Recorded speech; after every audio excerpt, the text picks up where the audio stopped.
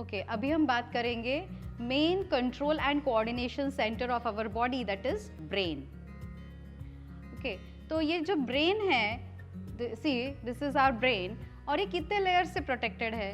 तो as you can see this is the outermost layer on which the hair grow, that is this is the scalp. Inside this is the skull, which the bony covering in which the brain is kept, okay, and it protects the brain and it also gives the shape to the brain.